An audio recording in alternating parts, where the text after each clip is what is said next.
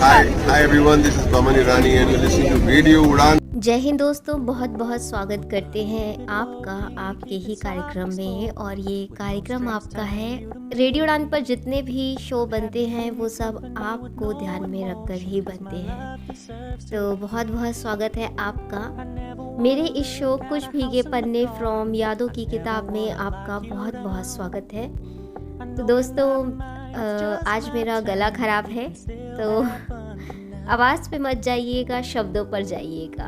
तो आज की कहानी, गला इसलिए ख़राब है मैं बता देती हूँ क्योंकि दिल्ली में पॉल्यूशन बहुत बढ़ चुका है। और मेरा सबसे यही निवेदन रहा है, अपने कहानियों के माध्यम से भी मैं ये बोल देती हूँ कि दिल्ली को प्रदूषण मुक्त रखना है, तो ये हम सबकी जिम्मेदारी बनती है। चलिए दोस्तों, आज की कहानी शुरू करते हैं। आज की कहानी का नाम है कुछ यूं हुआ उस रात। कुछ यूं हुआ उस रात। इसके रचनाकार हैं प्रगति गुप्ता जी। तो आइए दोस्तों, इस कहानी को बिना समय गवाए इस कहानी की शुरुआत करते हैं। आइए दोस्तों, आइए। मैं हूं शंकर महादेवन और आप सुन रहे हैं रेडियो उड़ान, इफ लाइट ऑफ लाइफ। उस रात, तिलोत्मा के उस रात मोबाइल की बजती घंटी ने गहराते हुए सन्नाटे के साथ साथ उसके मन की शांति को भी भंग कर दिया। कुछ देर पहले ही उसकी आंख लगी थी। पल भर तो उसे समझ ही नहीं आया कि मोबाइल की घंटी सच में बज रही है या वह कोई सपना देख रही है। उसने उन्नीदी आंखों से देखा। रात का 1 बज चुका था। आगे लेखिका लिखती हैं, तिलोत्मा ने अनमने ढंग से बेड की साइड पर रखे हुए अपने मोबाइल को उठाकर हेलो कहने का प्रयास किया ही था कि उसे एक लड़की की आवाज़ सुनाई दी। फ़ोन करने वाली लड़की शायद कुछ जल्दी में थी, तभी उसने बिना प्रतीक्षा किए बोलना शुरू कर दिया। ममा, आप प्लीज़ मुझसे बात कीजिए। कुछ हो गया है मुझे। मेरे पेट का निचला हिस्सा फोड़े की तरह दुख रहा है। अभी कुछ सफ़ेद गाढ़ा सा भी निकला है। आप सुन रही हो ना ममा? आपकी बेटी को बहुत घबराहट हो रही है, नींद भी नहीं आ रही। मेरे पेट पे होने वाला तेज़ दर्द धीरे धीरे सब जगह फैलता जा रहा है। मैं ठीक से सांस भी नहीं ले पा रही हूँ। कुछ घुटन सी महसूस हो रही है। तिलोत्मा को उसकी गहराती हुई आवाज़ सुनकर खुद के भीतर एक अजीब सा होल महसूस हुआ। उसे लगा कहीं उसके अपने पेट में भी तो दर्द नहीं हो रहा। उसके दाएं हाथ में मोबाइल था। अनजाने में ही बायां हाथ भी रजाई से शरीर को कवर करने के चक्कर में खुद ब खुद बाहर आ गई। भरी सर्दी में उसके दोनों हाथ काफ़ी ठंडे हो गए। जैसे ही उसके दाएं हाथ ने पेट पर स्पर्श किया, एक झुरझुरी सी ने भीतर दौड़कर उसे चौकन्ना कर दिया। तिलोत्मा को बोलने वाली लड़की की उम्र 15-16 साल की बच्ची जैसी लग रही थी। लड़की का लड़खड़ाते हुए बोलना उसकी भी सांसों की रफ्तार को घटा बढ़ाकर असहनीय करने लगा। उसका बीपी भी कुछ समय में बढ़ा हुआ चल रहा था। फ़ोन की आवाज़ के साथ तिलोत्मा का झटके से उठना उसकी धड़कनें और बढ़ा गया। असमंजस की स्थिति में उसने खुद से प्रश्न किया, इस वक्त किसका फ़ोन हो सकता है? कौन उसे ममा पुकार कर अपनी बातें बता रहा है? कहीं उसकी बेटी भव्या ने कोई भयावह सपना तो नहीं देख लिया और वो घबरा गई हो? बेटी का ख्याल आते ही तिलोत्मा को अपनी सांस हलक में अटकी हुई महसूस हुई। उसने तेज़ी से उठकर बेटी के कमरे में पहुंचना चाहा। इससे पहले कि वह ऐसा कुछ कर पाती, फ़ोन पर एक बार फिर आवाज़ सुनाई देने लगी। ममा, आप मुझे सुन रही हैं ना? मैं कहीं मरने वाली तो नहीं हूँ। मैं मरने से पहले आपसे ढेर सारी बातें करना चाहती हूँ, क्योंकि मरने के बाद सिर्फ बातें ही तो रह जाती हैं। मुझे भी तो आपसे कितनी सारी बातें करनी थी। कुछ देर की चुप्पी के बाद अचानक आवाज़ आई, प्लीज़ आप फ़ोन मत रख देना। फिर कुछ समय के लिए खामोशी छा गई। बच्ची के साथ चल रही बातों का सिलसिला तिलोत्तमा के दिमाग में बार बार अपनी बेटी का ही ख्याल ला रहा था। क्यों भव्या उसके पास नहीं आ रही? क्यों वह फ़ोन करके बात कर रही है, जबकि दोनों एक ही घर में हैं? तिलोत्तमा ने ना जाने कितनी बार अपने विचारों को झटक कर पुनः सोचने के लिए संयत किया और घड़ी की ओर फिर देखा। लड़की की बातें सुनते हुए 5-7 मिनट गुजर चुके थे। तिलोत्तमा अब अपने विचारों को समय से जोड़कर सुलझाने की कोशिश करने लगी थी। 11:30 बजे ही उसकी बेटी अपने कमरे में सोने गई थी। डिनर के बाद काफ़ी देर तक माँ बेटी हंसी ठट्टा करती रही थी। भव्या के पास स्कूल कॉलेज की ना जाने कितनी बातें सुनाने के लिए होती थी। अगर भव्या को कोई परेशानी होती तो वह साझा ज़रूर करती। उसके घर में कोई बंदिश नहीं थी। फिर यह क्या हो रहा है? फ़ोन पर बच्ची का संबोधन ममा होने से तिलोत्तमा असमंजस की स्थिति में आ गई थी। तिलोत्तमा ने फ़ोन हाथ में लिए लिए ही अपने पैर रजाई से बाहर निकाल लिए ताकि चप्पल पहनकर बात करते हुए बेटी के कमरे तक पहुंच सके। उसके अंदर गहराता हुआ डर फ़ोन काटने नहीं दे रहा था। वह बेटी को सही सलामत देखकर निश्चित हो जाना चाहती थी। इंतज़ार का एक एक पल बहुत भारी पड़ रहा था। साथ ही वह फ़ोन पर भी बात करते रहना चाहती थी ताकि संवाद ना टूटे। तिलोत्तमा ने दोनों के बीच छाई हुई खामोशी को तोड़ते हुए पूछा, भव्या, भव्या, क्या हुआ? क्या हुआ है तुमको? तुम ठीक तो हो ना बेटा? क्यों इतनी घबराई हुई हो? मैं बस आ रही हूँ तुम्हारे पास, बिल्कुल परेशान मत होना। उसने शायद तिलोत्तमा की कही हुई बातों पर ज़्यादा ध्यान नहीं दिया। वह अपनी बातें कही जा रही थी। ममा, आप सिर्फ बातें करती रहो। अगर आप मेरे पास आओगी तो मैं भाग जाऊंगी, फिर कभी लौट कर वापस नहीं आऊंगी। अनायास ही बेटी के भागने वाली बातें सुनकर तिलोत्तमा को भरी सर्दी में भी पसीना आ गया। उसका दिल धौंकनी की तरह ज़ोर ज़ोर से धड़कने लगा। उसने फिर से अपने पैर रजाई में वापस खींच लिए और अपने माथे के पसीने को पोंछते हुए कहा, कहाँ भाग कर जाओगी बेटा? कहीं नहीं जाना है। अपना घर छोड़कर कोई जाता है क्या? मैं 1 मिनट में आती हूँ। तिलोत्तमा ने अब पुनः रजाई से पैर निकालकर चप्पल पहनने का सोचा। बगैर विलंब किए वह अपनी बेटी के कमरे में पहुंचना चाहती थी। तभी फ़ोन पर आवाज़ आई, आप प्लीज़ मेरे पास मत आना, मैंने कुछ भी नहीं पहना हुआ है। मेरे कपड़े गंदे हो गए थे। मैंने अपने कपड़े उतार कर डस्टबिन में डाल दिए हैं। मैं नहीं चाहती कि आप मुझे ऐसे देखो, आप परेशान हो जाओगी। मुझे बहुत डर लग रहा है। आप मेरे साथ यह क्या हो रहा है मम्मा? बच्ची की आवाज़ में घुला हुआ भय तिलोत्तमा को भी भयभीत करने लगा था। तिलोत्तमा के हाथ पांव भय से ठंडे होने लगे थे। कोई बात नहीं बेटा, कोई भी निर्णय लेने से पहले एक बार आकर मुझसे बातें करो। तिलोत्तमा अब लगभग गिड़गिड़ा ही पड़ी थी। बेटी की सलामती की चिंता ने उसे गिड़गिड़ाने पर मजबूर कर दिया था। तिलोत्तमा को डर खाए जा रहा था बेटी कहीं कोई गलत निर्णय ना ले ले। जैसे ही तिलोत्तमा ने वापस हेलो कहा, फोन कट चुका था। अब तिलोत्तमा के दिलो दिमाग पर बुरे बुरे ख्याल कब्जा करने लगे। तभी तिलोत्तमा के मन में विचार उठा, कहीं भव्या ने कोई नशा तो नहीं कर लिया? उसकी बातें करने के अंदाज से लग रहा था कि लग रहा था कि वह नशे में है। कुछ पलों बाद मोबाइल की घंटी दोबारा बजने से तिलोत्तमा के विचारों की श्रृंखला टूटी। फ़ोन उठाते ही बच्ची की आवाज़ आई। आपने फ़ोन क्यों काट दिया था? आप मुझे छोड़कर क्यों चली गई?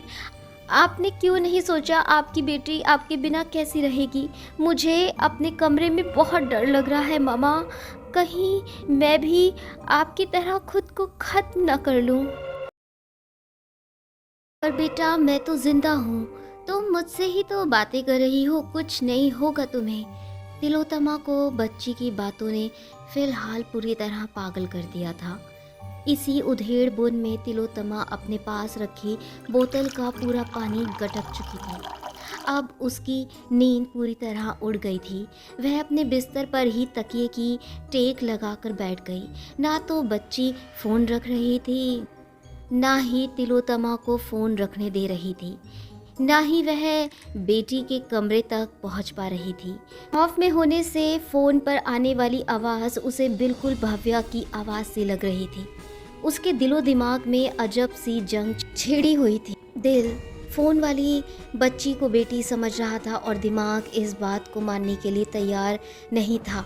फिर तिलोत्तमा ने मन ही मन तय कर लिया कि यह उसकी अपनी बेटी नहीं हो सकती। उसने बच्ची से पूछा, तुम क्यों इतनी परेशान हो रही हो? तुमने कोई नशा किया है क्या? तुम्हारे माँ पापा कहाँ हैं? किस क्लास में पढ़ती हो? बच्ची ने तिलोत्तमा की किसी भी बात का पूरा जवाब नहीं दिया।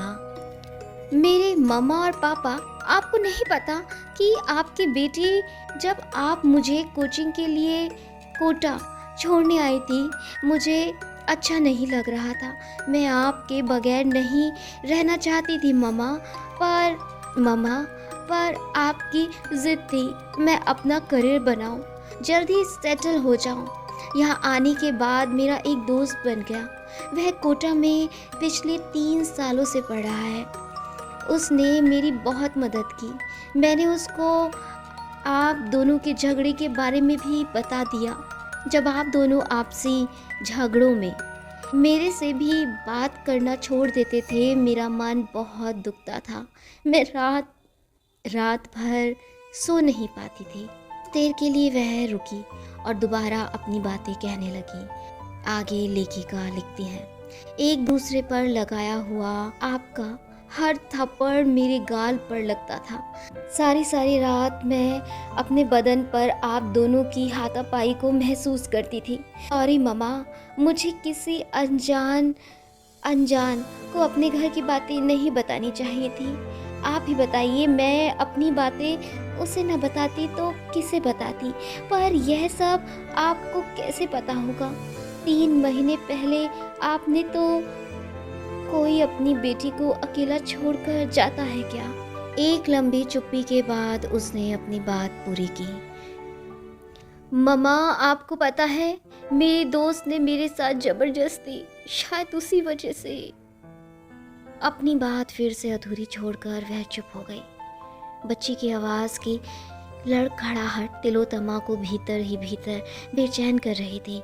उसकी बातों के सिरे उल्टे सीधे थे।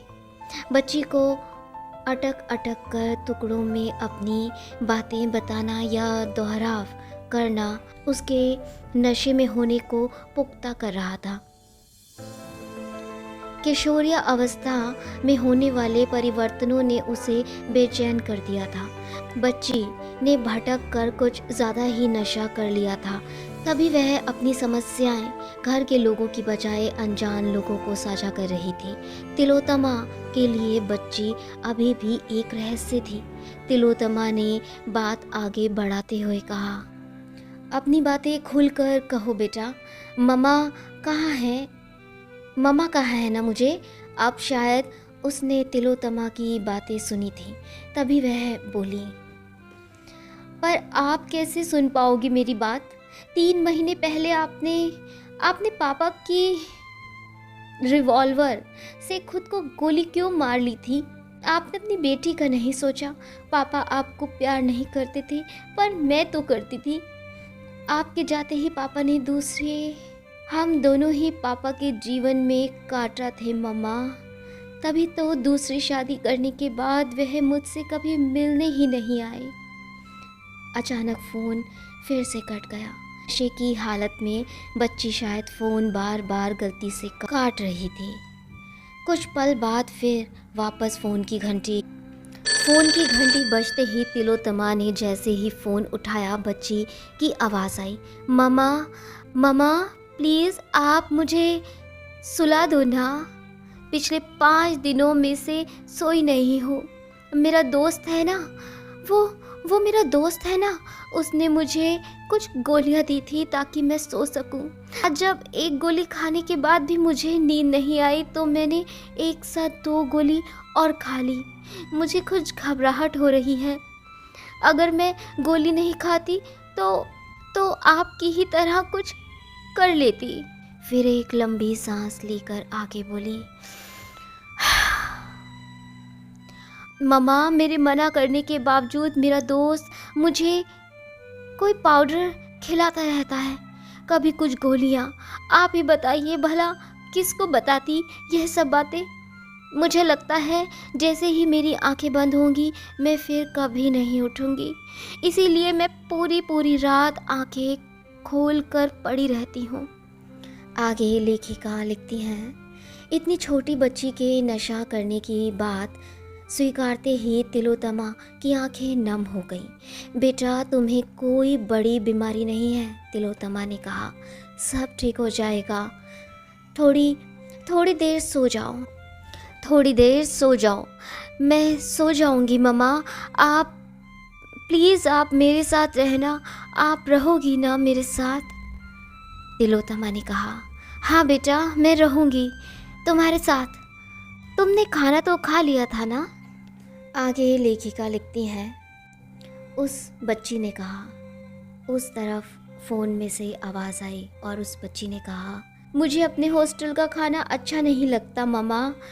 मुझे आपके हाथ का बनाया हुआ खाना बहुत अच्छा लगता था। आप बहुत याद आती हो मम्मा। आपको पता है पिछले दिनों से मैं कॉलेज भी नहीं गई। आगे लेखिका लिखती हैं, तिलोत्तमा ने कहा, तुम कॉलेज क्यों नहीं गए बेटा? सुनो आप पाउडर या गोली मत खाना, मैं तुम्हारे साथ हूँ ना। सिर्फ बोलकर बच्ची चुप हो गई। लगभग 40 मिनट की बातचीत के बाद तिलोत्तमा को काफ़ी कुछ समझ आ गया था। बच्ची भी अपनी बातें बताकर शायद हल्की हो गई। इसी बीच तिलोत्तमा के लगातार बोलने की आवाज़ें जब सोई हुई भव्या तक पहुंची, वह अपने कमरे से निकलकर तिलोत्तमा के सामने पहुंच गई। आगे लेखिका लिखती हैं, मम्मा क्या हुआ है? इतनी रात को आप हाथ में फ़ोन लिए क्यों बैठी हैं? क्या किसी का फ़ोन आया था? तिलोत्तमा अभी भी बच्ची की बातों में खोई हुई थी। जैसे ही उसने भव्या को देखा उसके शब्द मुंह में ही गुम हो गए हों। भव्या को सही सलामत देखकर उसने बिस्तर से उठकर भव्या को कसकर गले लगा लिया और रुआसी हो आई। भव्या ने तिलोत्तमा से पूछा, आपके चेहरे पर हवाइयाँ क्यों उड़ रही हैं मम्मा? आपकी तबीयत ठीक तो है? अनायासी भव्या भी माँ के लिए चिंतित हो उठी थी। तिलोत्तमा ने जैसे ही फ़ोन को वापस कान पर लगाकर हेलो किया, फ़ोन कट चुका था। उसने फ़ोन पर हुई बातें भव्या को बताई। भव्या ने कहा, गलत नंबर लग गया होगा मम्मा, अब आप भी सो जाइए, पापा भी बाहर गए हुए हैं। अगर आप कहें तो मैं आपके पास ही सो जाती हूँ। आपकी नींद पूरी नहीं हुई है तो बीपी बढ़ जाएगा। भव्या ने प्यार से तिलोत्तमा को कहा, मैं ठीक हूँ बेटा, तुम चिंता मत करो, अपने कमरे में सोने जाओ। तुम्हें कल कॉलेज भी जाना है। आगे लेखिका लिखती हैं, तिलोत्तमा के कहने से भव्या सोने चली गई, मगर तिलोत्तमा के दिलो दिमाग से बच्ची की आवाज़ हट नहीं रही थी। ना जाने क्यों उस बार बार लग रहा था बच्ची का फ़ोन एक बार फिर आएगा। बच्ची का ममा कहकर बातें करना सारी रात उसकी नींद में विघन डालता रहा। जैसे तैसे पूरी रात और फिर दिन भी निकल गया। सारा दिन उस बच्ची की आवाज़ें तिलोत्तमा के दिमाग में गूंजती रहीं। नशे की ओवरडोज होने से बच्ची ने गफलत में अपनी माँ के नंबर को डायल किया होगा और फ़ोन तिलोत्तमा के नंबर पर लग गया होगा। दिन भर तिलोत्तमा बच्ची की बातों के सिरों को बांधने की कोशिश में लगी रही। आगे लेखिका लिखती हैं, अगली शाम तक तिलोत्तमा के पास बच्ची का फ़ोन दोबारा नहीं आया। वह उसके बारे में सोच सोच कर बेचैन हो उठी और थक हार कर उसने फ़ोन लगा लिया। बच्ची ने फ़ोन उठाते ही खींचते हुए कहा, कौन बोल रही हैं आप? मेरी नींद खराब कर दिया आपने।